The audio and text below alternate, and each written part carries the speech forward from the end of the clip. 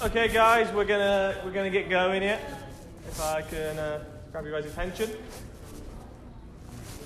So, thank you for coming out. Appreciate you guys giving us up your time. So tonight we're just going to go over really simply the sort of 12 Whitecap program and the 13 AA program. So it shouldn't be too long. I don't think there's too much information here. And obviously we'll do some questions at the end. If as you're going through you have a question, if you could just hold it to the end, that would be perfect. And then that way we can get them all done at once and we can keep the flow of the presentation going. Does that sound good? Perfect. Cool, let's go. So yeah, it's just again another bit of a thank you. So we're extremely excited for this season to start. I know the U12's coming up in particular. This is the first time that they've been part of a team, a specific team, I guess, in a couple of years. So it's quite exciting. And the 13 AAs, I know, are going to be excited as well because it's the first time they're going to be keeping score. So I know they're kind of excited as well. So just before we start, I think most of you guys have a good idea who all these people are. Just a couple of little sort of things I want to point out. So first things first, I'm Adam Miller. I'm the director of soccer for the club. So I oversee all the programs for the club. But that doesn't mean that I necessarily am involved in those programs on the field. So you guys probably won't be seeing much of me, if any at all, on the field with players. That's this guy's job right here. So you'll be seeing a lot more of him and a lot less of me. So I've introduced Masud a little bit already with that, but so he's the high performance director for our club. So anything that's A, AA, or AAA, or the Whitecaps in this instance, that falls under Masud. So you'll be seeing a lot of this guy running the practices, helping out with the coaches. Any communication and stuff about the program is probably going to go through this guy as well. But we'll get to that in a bit more detail as we go along. Zach's not here today, unfortunately. He's at a skill centre meeting at Soccer Nova Scotia. I know a lot of you guys know Zach, as he's just come from his program. Deborah Mutt is our office manager. I'm sure some of you guys have met her in the last year or so. So anything money or registration or anything office sort of based, that's the person you want to be talking to. She's really nice. If you ever got a problem, just shoot her an email or give her a call. And the last person up here is Rob Gillis, who's down at the front here. And he's the president for the club. Rob's going to talk about the pricing a little bit and stuff like that later. Not only is he given up all the time to be a president of our club, but he also coaches 2 teams with us as well. So lots of time that Rob gives up for us. Thank you very much, Rob. We appreciate it. So before I pass over to Masud to talk about the programming, I just want to get into a little bit of what we're about. I do this at the beginning of all the presentations. I think it's always good to sort of remind ourselves where we come from and why we're doing the things we're doing. So these are our vision, mission, and values. So whenever any sort of decisions are being made by the club at board level, technical level, with coaches, with players, this is what we always come back to. Does it fit in? Does what the change we want to make or the progress we want to make, does it fit into the words we have up there? So our vision, to be the best soccer club in Canada and provide all the players with the opportunity to play soccer for as long as possible in the best environment possible. Our mission, to promote and grow the sport of soccer in our communities, create pathways, opportunities for players and volunteers to be involved in soccer for life. And then our values up there: accountability, community, open, accessible, and inclusive, participation, positive, respect and sportsmanship, quality, player-centered, excellence, and communication. So like I said, we always come back to these and we say, okay, does it fit into those values? And then our philosophy. I'm sure a lot of you guys have heard that phrase up there as well. As many as possible for as long as possible in the best environment possible. So we want to be a club that gives every player the best experience. We want to be a club where players are excited to show up and come to practice and play the games, and meet their coaches and meet each other. We want to be a club that the players feel comfortable, comfortable doing mistakes, comfortable to ask questions. And that doesn't just rely on the players either, but parents as well. I should probably say player and parents. We want to be a club where every player is given the opportunity to reach their potential. And a club where the coaches and the volunteers feel appreciated and supported. So again, when we're trying to make decisions for the club, we always come back to these areas here. And with that, that's my little piece over and done with for the night. So I'm going to pass it over to Masud, and he's going to talk a little bit more about the program and in particular what you guys are going to be working with over the winter months. Thanks, Adam. Again, as you mentioned, my name is Masud Nash. I do see a lot of familiar faces in here.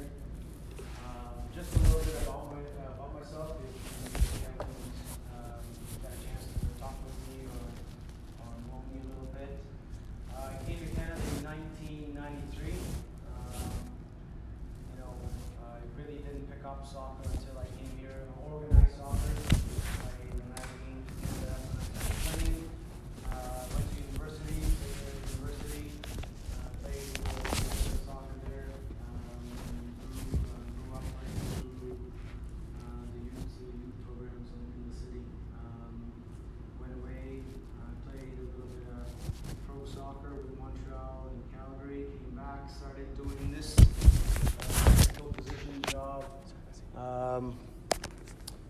in 2008, and then, which was Scotia Olympics at that time, and then moved on to Suburban, and last year I made the switch over to Dartmouth.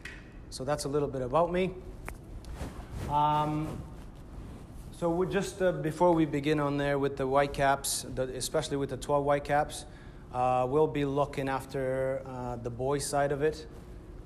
Zach will be looking after the girls' side of it. So the 12 Whitecaps and the 12 prospects, I will be leading that program, and then Zach will be doing the girls' side.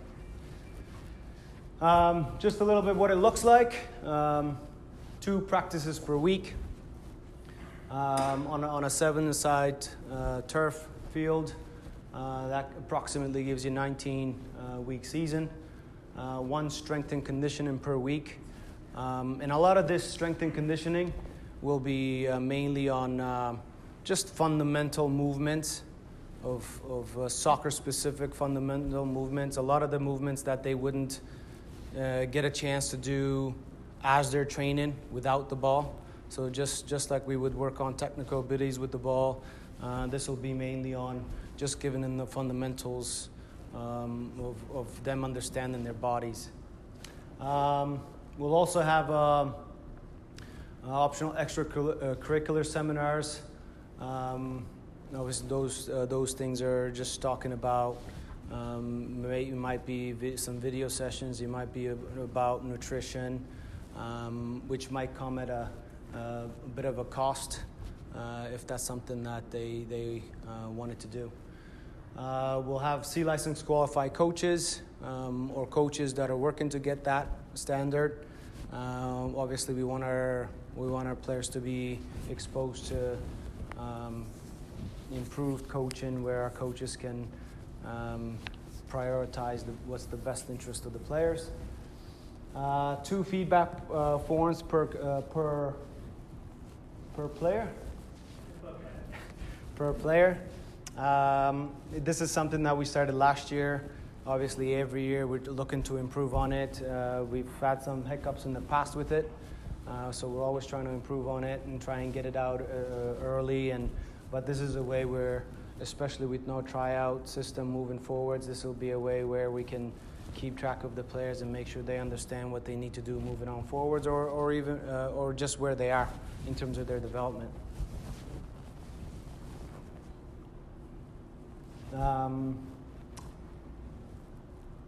Strength and conditioning. Some of you probably heard that we were at 360 Fit before this. We went a different direction. We hired spoke to somebody that will give us what we're looking for with our players in terms of being more specific movement and more soccer-specific movement that our players need. We'll show you a video of who that person is. We'll give you a little bit of an introduction of him. We won't play the full video. We'll put it on the website. If you want to look at it more, you can go to the website and make sure you can watch it if you wanted to. So some of the options up there, the optional extracurricular seminars. There will be spread over the winter and summer. They're mandatory for older AAA players, but will be available, as I mentioned earlier, optional for our 12s and 13s. And there are some of the examples in there: nutritional, mental health, university applications for our older groups. Practice schedule will be planned and will not change. Is that something that I think in order to give the players a consistent environment, I think it's important that we provide consistency. And this is something that obviously we're always working towards, to make sure that we're giving them a consistent schedule where they know when to go, where to go. Consistency is important.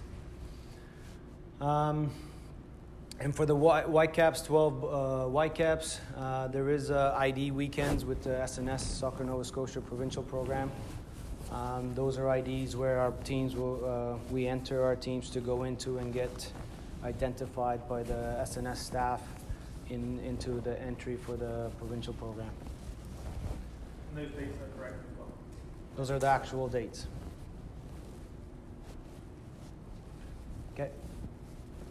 And this is the video of Ian, as I said. He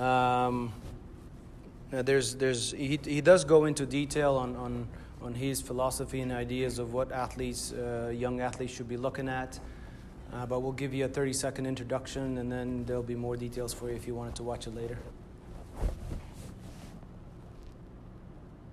My name is Ian Rowanleg. I am a graduate of Acadia University, where I did my undergrad in kinesiology. During my time there, I worked as an athletic therapist for the men's rugby team as well as the men's soccer team. I was also the strength coach for the men's and women's soccer team in my 4th year before graduating. I'm now in the final stages of completing my master's from the University of Regina, in which time I train their football team as well as their track and field throwers. Lately, I'm working with a lot of youth athletes through Acadia performance training, as well as some provincial and national level rugby players. Today, I'll be talking about the importance of controlled neuromuscular training for youth athletes, specifically soccer players.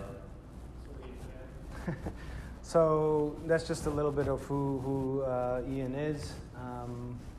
As I said, I think being involved with 3-6, actually it was, what's the one out in Sackville? Pro Edge, right? When I was with Suburban, we got Pro Edge to do it for us, the strength and condition, and then now here 360 Fit. We thought that bringing somebody in that can take our players through a little bit more soccer-specific movements was a way to go forwards, which I think is important for our players. If you are interested in strength conditioning and stuff like that, this is a 10-minute video, which is why we're not playing the whole thing. But if you are interested in that, we'll put this on the website underneath this motivational video. I would recommend watching it. He has a lot of information in there and stuff about how he's planning to go forward. So part of him meeting us and presenting to us, some of the ideas include year-long plans and how individualized stuff and all sorts of things. So really, really excited to have him on board. If you are interested, we'll place this on the website for you guys to watch it for. Yep. So here's our important dates with the 12s and 13s. Program start week of October 21st. Christmas break. I think it's important to have that little break. I mean, during that time anyway, it gets a little bit chaos with everybody trying to do their own thing, families or individual events. I think we thought that's a good time to give everybody a bit of a break from the game and focus on their families. Program restart again, week of January 6th. First feedback form, December 31st. So just before you start off. Season end, week of March 13th, unless there's a provincial ID or weekend that gets put in. If something gets canceled before that, then they may reschedule it. Second feedback form by March 31st. An additional dates to be confirmed, obviously with the extra additions that we may have, and that will be announced as we go through the season.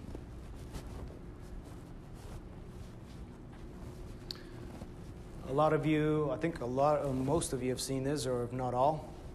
This is what it looks like. Basically, it's very friendly for the coaches, and there's as they go in, there's tabs for each topic there, strengths of technical strengths, tactical strengths and weaknesses, what they need to work on, social, emotional, just to give an idea, or just to give the parents and players an idea of where we as coaches think the players are currently.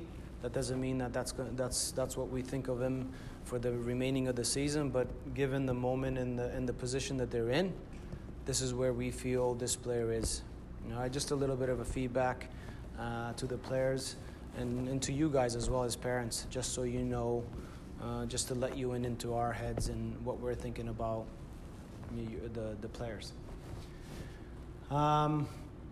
I think it's important to understand too, guys, that we as experts and as coaches who have been playing the game, who have been in numerous coaching courses to study how players think and how we want to deliver the messages to the players.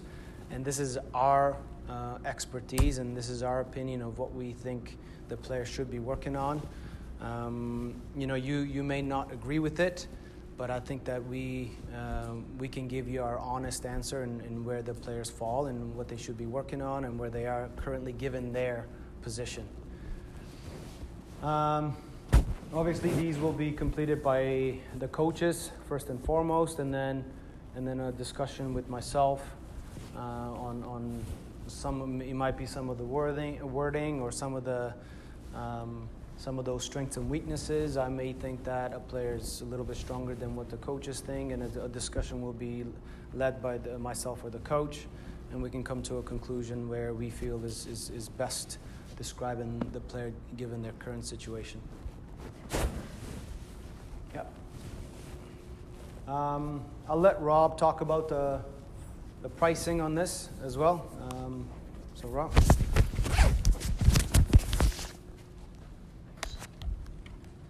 Plug that in. So thank you once again for being part of United DFC. We're all family here, so one of the things we want to do, because we have a lot of questions about pricing, is how do we get to pricing? So I just want to share a worksheet that we go through to show you why we have pricing, and it's not just grab this price out of the air and this is what people are going to pay. It's that little, that contain, no, put that in there. Yeah, just plug it right into there. Oh, I see. Sorry. Yeah, sorry, I didn't tell you that.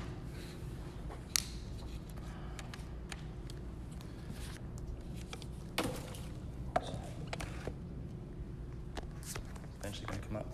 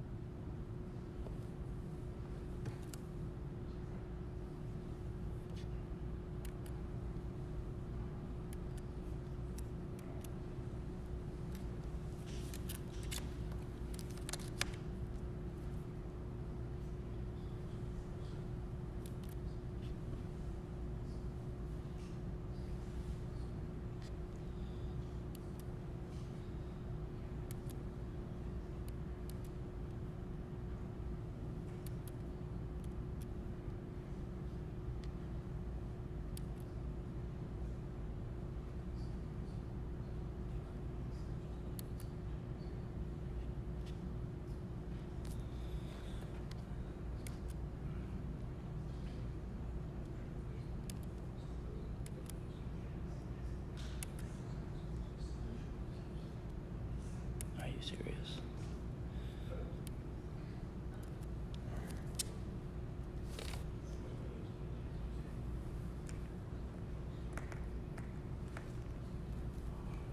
How come yours works, mine doesn't?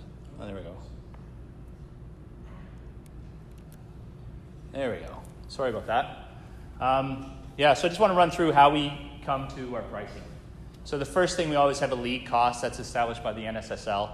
So for a 13 AA program, it's $14.50. Typically, we have game field costs in the summertime, but not in the winter. So the NSL groups the league fees and the game fields into one price in the wintertime. So we have that. We also have refs. For this program, it's $30 a game. We have 16 games in the winter, and we divide that by 2 because we spread it across both teams. We also have strength and conditioning. So now with Ian on board, we've actually got the price to $60 a session over 19 weeks. There's no video analysis this year over the winter because it's a 7-a-side game. A coach stipend, so this just helps out the coach with the number of practice and the time commitments associated with doing the training. And then we also have a cost of just balls and equipment and stuff that we allocate to each team on a yearly basis, right? It's on a yearly basis. The other thing I should mention is what we try to do is balance out the seasons and seasons versus having a big cost season and a small cost season. We try to get them relatively even so we can balance some costs. Moving on down, field costs, which is one of your biggest costs. So like Masood said, you'll have 2 sessions a week. The sessions are anticipated to be 1.5 hours, and you're going to be on a third of a field. So that's where that 0.33 factor comes in here. Okay, you're going to have that over 19 weeks. That actually gives you 19 hours of full-time fields, and a full-time field or full hour field is $467 at East Coast Varsity. So that's a big number. So that's your $87.84 for field cost. Then we go down a little bit further. Here, so this is your total cost per player if we have 10 per team. So at the top of the spreadsheet, we have 2 teams. Ideally, that's what we want for the winner. If we had 1 team, the price goes up accordingly. Now it's only 10 players. We use 10 players because that's the minimum number. So sometimes we'll have 9, sometimes we'll have 11. So we've averaged over and say 10. And that gives us, in case anyone gets hurt and is out for the season type thing. The Soccer Nova Scotia insurance fee per player in the winter is only $16. It's much higher in the summer, but over the winter it's only $16. We've added in our administration, coach administration, and coach education per player, those costs, to make sure that we have qualified coaches out for you. We have a cost associated with that, as well as having the office and the staff available. Service fees, which we're introducing this year, that we've been attempting to cover. So that puts us at an $832, and so we've established the price at $830 for this season. $825. So if we look at it on a yearly basis,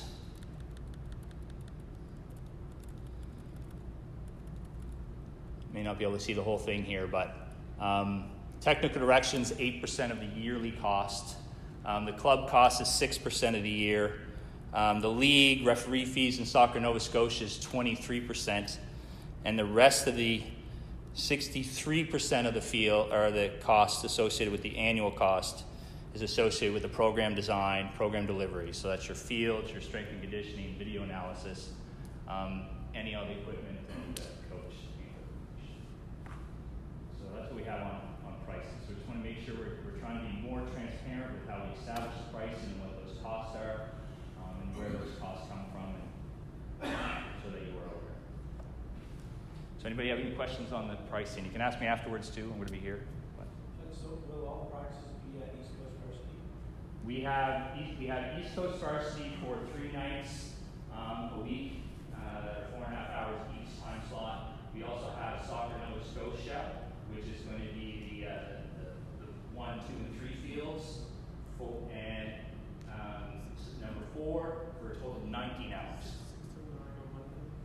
So we have Monday nights, I think a little bit more on Tuesday nights, and yeah, that's Soccer Nova Scotia, and then East Coast Varsity is Tuesday, Wednesday, and Friday.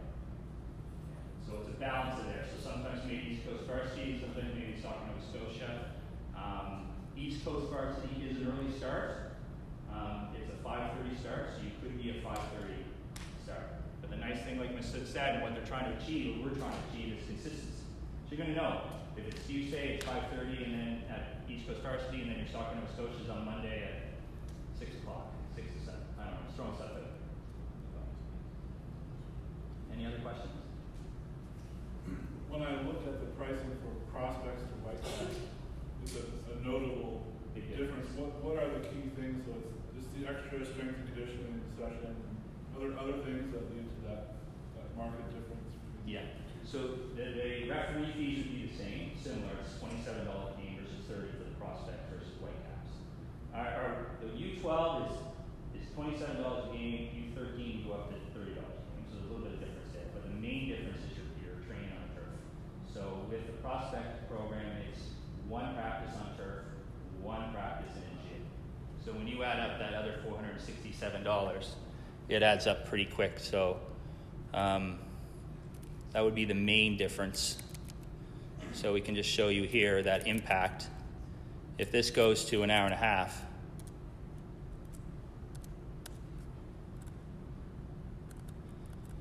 now you're down to $613. So, and like I said, we try to balance the cost across the annual program. So with a high cost here, we try to balance that with the summer too. But that's the idea. Oh, and U12 Whitecaps have a Soccer Nova Scotia, the ID weekends, and we have to pay for that, so that's a $750 fee, which is another thing. So if you zeroed out that, works it all out. Yeah. So it's like basically going to 2 tournaments, the ID weekend. So if you ever travel to a tournament and paid for it, It's usually $30, $35, depends how many kids are going. So that's why it adds up to $60, $70 a player. Yeah. Any other questions on pricing? Yes? Just pricing questions right now? Or? Yeah, for me, yeah, and then those guys will get back into it. Good? Okay.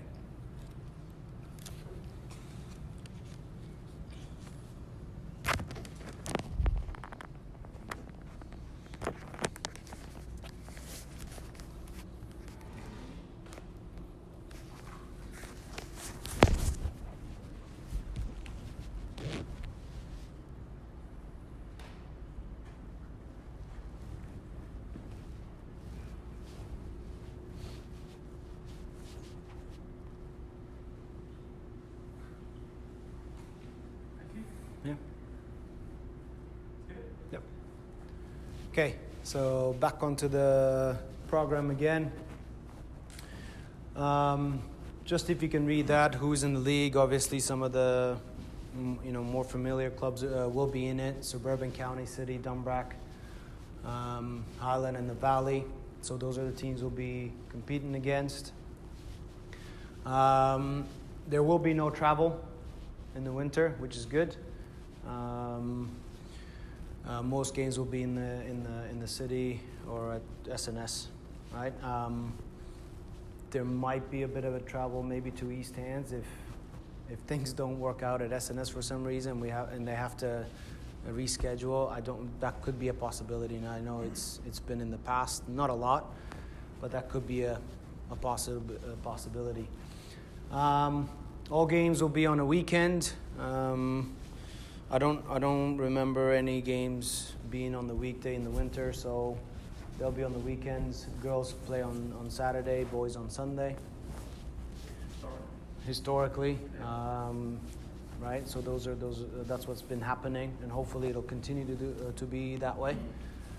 And we're looking at, based on what has been suggested to us, you're looking at 16 games.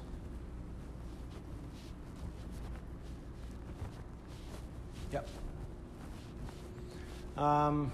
We're just going to go through a little bit of club expectations, what we expect from coaches, what you can expect from club, and vice versa, what we as coaches expect from players and parents. Go ahead, Adam. So we'll go through that a little bit. Playing time. This is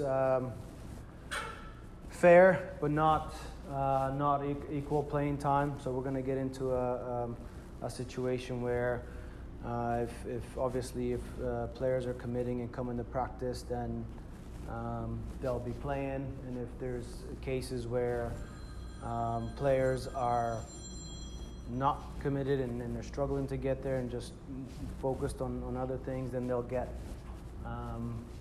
some time, some fair time, because they are in the program. We want to give them that time based on reflecting their commitment. Again, it's very tough for coaches to try and sit there and try and keep track of the players. You could ask your assistant coaches, you could do it your managers, but it's very difficult for the coaches just to sit there and try and keep track. We rather have them focus on what's happening on the field and grow the players.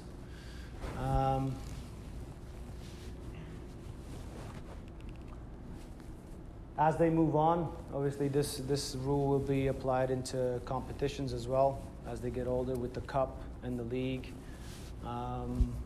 At the end of the day, guys, all we want is we want to make sure that the players are playing on the field, but we also have to reflect, what they're doing in terms of if they're there at every practice and committing, then their playing time will reflect that. And if they're struggling and their commitment is not, and they're not in practice and they're missing practices for whatever reason with no notice, and that'll reflect as well. Issues and concerns. Obviously, if you have any, as parents, if you have any questions or any concerns in playing time, I think the best way to go about it is to have a chat with the coach first. If that cannot be resolved, then it's me. or your technical lead. And in this case, it would be me. And if that can't be resolved, then Adam is your next step. And a problem or issue cannot be resolved, then it'll move on to Rob and the board. So that's the kind of process we'd like to start. I think that if we jump the steps and it goes straight to the board, it throws us off a little bit. We'd rather try and deal with it on the field first. If not possible, then me. If that doesn't work, then Adam. And then if that doesn't work, then it's the board. Yep. Obviously, as touched on it a little bit, expectation from the players. We expect the players, once you register and you're committing to the program, we want you to be there as much as possible, if not all. Come to practices with the positive attitude. Want to learn, respect the players, respect the coaches. Obviously sometimes you'll get players coming in and very excited and hard to deal with, but I think that our coaches will be trained enough to deal with that kind of energy. But we expect the players to come in with positive attitude towards everybody, the players, kids, and parents as well. No bullying, no abusive language from the players. I think that when it comes to things like this, we expect that you guys as parents trust us to try and deal with the players first on field.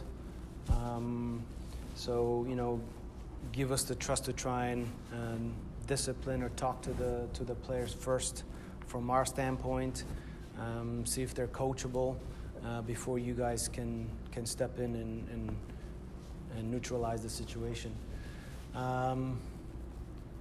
As we all know, once the players grab on their kit and their jersey, they wear it proud and they go out in the public, and we still want them to represent themselves in an appropriate way, but also the badge that they're wearing, especially if they're wearing a UDFC kit. At the end of the day, if they do something bad at SNS, and it's happened in the past, it gets caught on the camera, and it just reflects negatively on us and everybody involved. Obviously, through parent meetings or video sessions, we'll make sure that message is delivered to the players and the parents. Go ahead. Expectations of the parents. Basically, we want you guys to be cheerleaders. Cheering on the team, your players, your kids. Only positive comments just towards our team. I've been involved in cases this year. I was on the bench hearing comments from our parents. That didn't feel good, being experiencing that. It's just a negative feeling that comes over you when you're coaching, and all of a sudden you hear that. Now you have to focus on the kids and the play, but also you're now focused on who that person was that shouted whatever they did, and it just distracts everybody. And overall, it's not good for the sport, and that's not something that we as a club want to be known for. And we had to deal with that on a few occasions this summer. So it's really important that you guys as parents, when you're watching these games, that you're behave properly, and you're an advocate, a positive advocate of the club and the sport in itself, because we want to be, we don't want to be negative role models. Don't coach from the sidelines. I know it's hard. The last thing I as a coach want to see is when I look on the field and try and coach one of my players, and they do go through a play, and instead of looking direction from their teammates or myself or whoever the coaches are, they look to the sidelines or behind the goal, and they're looking for you guys for instructions, right? And we don't want that happening. Even on the drive home, leave it. Obviously, there's a bit of a difference if you're extremely knowledgeable about the game. you could provide some feedback there, but if not, then we would suggest to just leave it and drop it and don't talk about it and let the players enjoy the experience. Again, no loud shouting, just positive cheering. Anything that deals with the coaching style or the tactics or the way our philosophies on the game and how we want to develop our players. Again, any issues, come talk to me, because a lot of the coaches will be instructed to go through a game model through the technical lead. Go ahead, Adam. This is what you can expect of the club. As Adam said in the beginning of the presentation, we have our visions, we have our values, and this is what we want to try and promote and try and deliver to all of our members. We want to make sure that the players feel comfortable in their environment, come to a positive environment to learn, develop, make friends, socially be sharp and be able to feel comfortable in the environment they're coming to.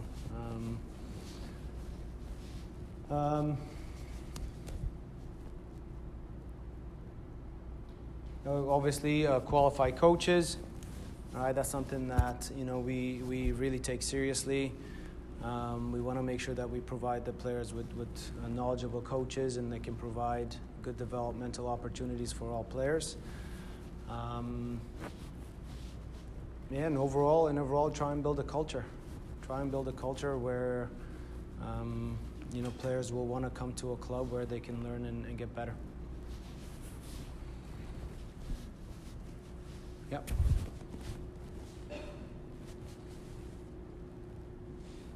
Just a little bit on, I've touched on it a little bit a minute ago, but just if you have any concerns, any feedback or any issues, again, it's important that if it's on field, coach first. If it's anything that deals with the program and the way it's set up, it's through your technical lead. Obviously, we welcome any ideas, any feedback, and it doesn't necessarily have to be about the game or the team. It could be something to do with just better improving the club. You can give us feedback on that as well. But these are the steps you're looking at going through if you want to communicate your opinions and feedback and any issues that you might have.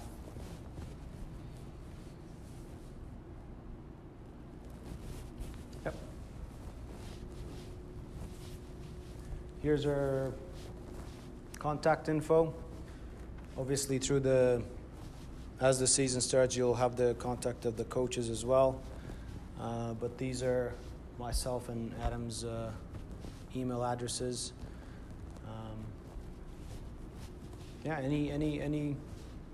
Anything that you want to talk about, here's how you can get a hold of us. Yep.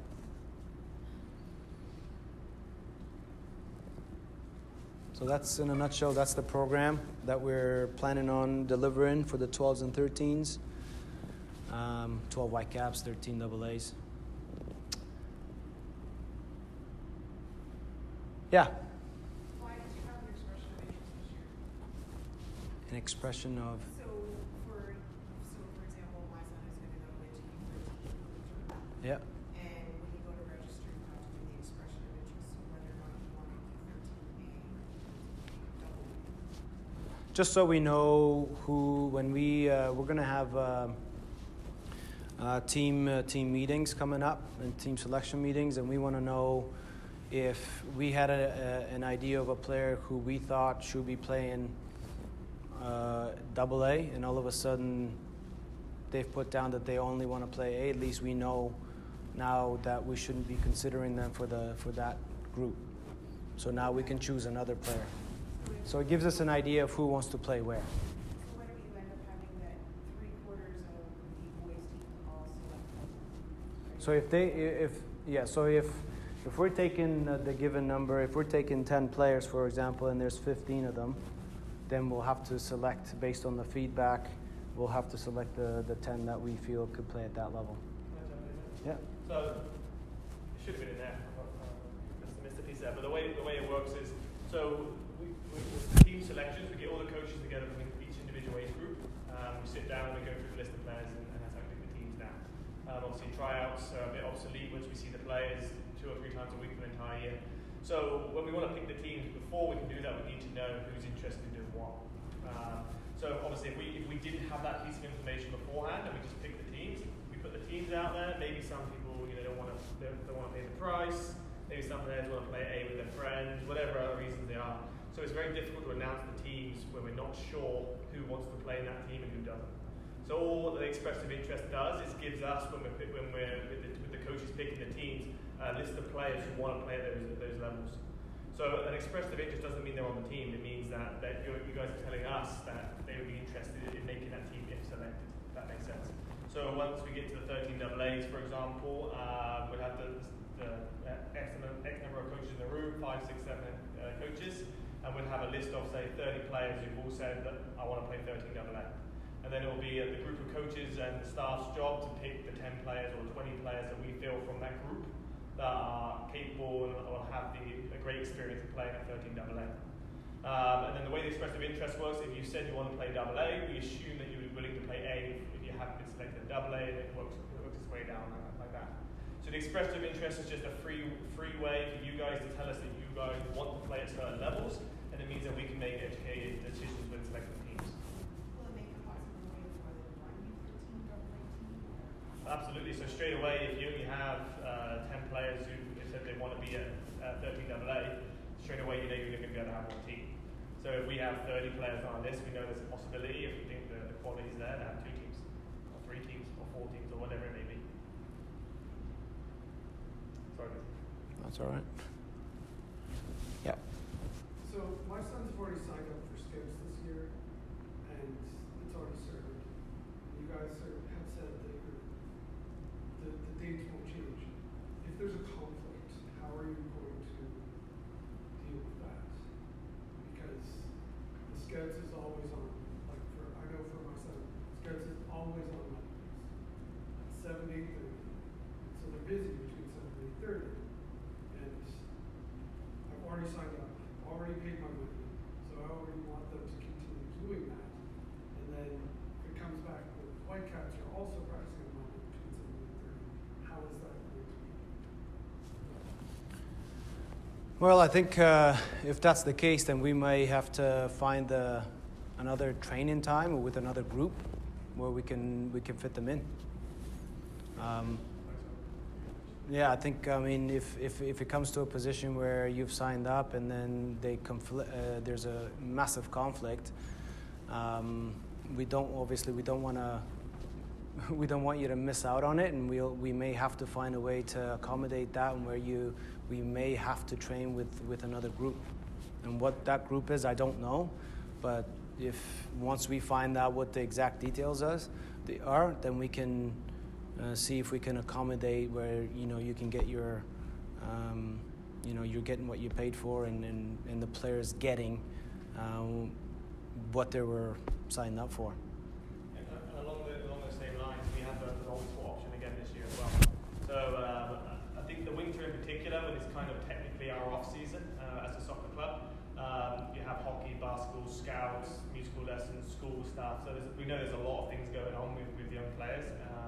Our goal, especially at the 12s and 13s, as you get to the 15s and 17s, it changes slightly. But at 12s and 13s, it's really important that the kids are able to do multiple things and not just be forced to do soccer every single night of the week. So we have the multi-sport option, which is basically half. So you have 1 practice a week instead of 2. You play half the amount of games. I think the price is half at the administration fees. My brother might be able to answer that better than me. So that could be an option as well. And then, like Mezzi said, if it's really a problem, have a conversation with us, and we can try and figure out an alternative solution. Maybe get them on the field another night or something along those lines. What I would like to finish with this question, Peter, it's a great question, is that we're not going to be as flexible as we possibly can. We want 11, 12, 13-year-olds to be able to do a multiple of different sort of activities, not just be forced to do soccer every single night. and to elaborate on Adam's there, the multi-sport option is all practices, just half the games. So knowing that people have other activities on weekends, so if you make half of the weekend for games, then you can go with multi-sport. If you make more than half, full registration. Will there be skill sessions? No, we were there teams. The reason being, I'll expand that a little bit. The reason being is we just don't really have the turf time. So it's trying to fit programs within that turf we got. So the 12 Whitecaps and the 13 AAs are lucky enough to have 2 turf practices a week. A lot of the other players in the club don't have that. So to be able to make sure that the prospects and the A's get some turf time as well, the only way to do it was to take that skills option out of the 12s and 13s and then just give the 2 practices for these groups. So it's really based on turf more than anything. With the OSU, we don't want to have 3 nights in the winter as well. Obviously talking about the multi-sport and different activities. So there's not going to be skills this winter. If that's something that people are interested in, it could be something discussion maybe for the. Skills and conditioning always within the Ian. it's always in. Yes, him, and we'll probably have some assistants there as well. Might be the coach, he might be one of us, he might have some people as well. Yes. Where will the training take place with the It will be in a gym somewhere in the Dartmouth Harbor area. So we've got to find a gym that's a reasonable size. He's told us that all he needs is a basketball court per team. So if we have 2 teams in there, we're going to be looking for one that's slightly bigger. But it'll be a gym in the Dartmouth Harbor area, East of Manchester area. Yes. If you go multiple teams, will they be practicing together? Yes. Yeah. So practice. If we go multiple teams, they will practice together as one team. It'll just be for the games that they're separated.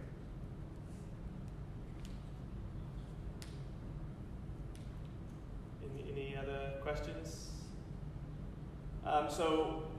If any questions do come up when you're driving home or tomorrow or whatever, when you're talking with the players or anything, we're going to put this presentation online probably tomorrow, so it'll be on the website with the audio and everything as well, so for anybody who couldn't make it today. If you do have a question, feel free to email Monsieur, Rob, myself, or Zach as well. What we'll probably do, if you do have a question, is we'll have an FAQ underneath the video, so we'll put the questions under there as well.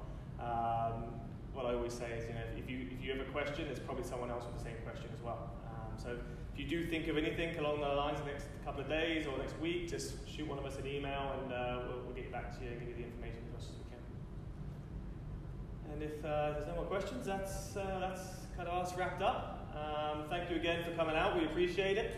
It's going to be an exciting winter, and 4 weeks we look forward to getting on the field.